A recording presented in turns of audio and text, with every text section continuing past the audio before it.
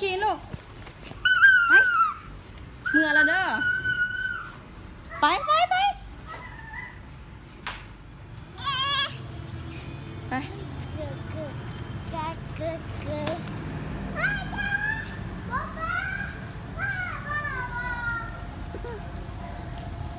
ไปขี่ลูกไปเห็นมาไป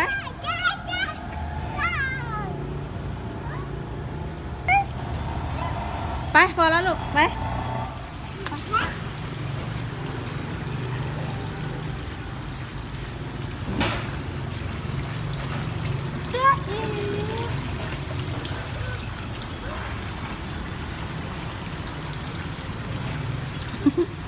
เป็นเห็นพาคุณย่างไปซื้อบัตรยกต่างทางไม่เห็นเลยเจ้าปะไปพอแล้วลูกไปกลับห้านไปแม่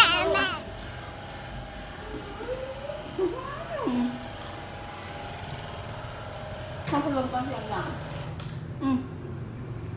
ดื้อสุดๆเลยหลานมาเล่นน้ำหุ่นพู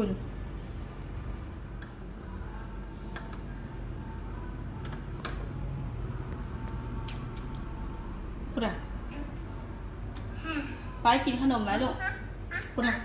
บอกดื้อนึงเอ้ยนี่น่ะโจกินแซ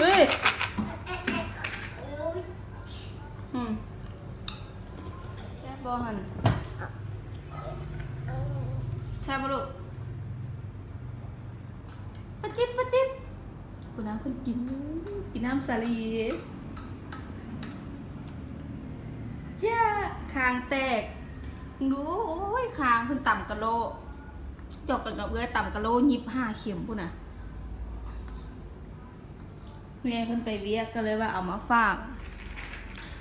น้ำขวัญแต่เพิ่นดื้อนี่ดื้อสุดยอดเลยกินขนมไหม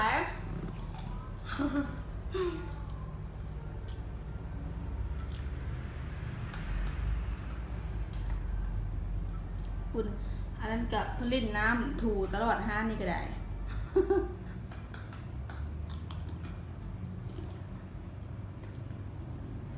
นี่น้องคิน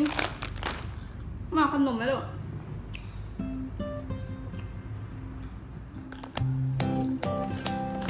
ปะจิ๊บ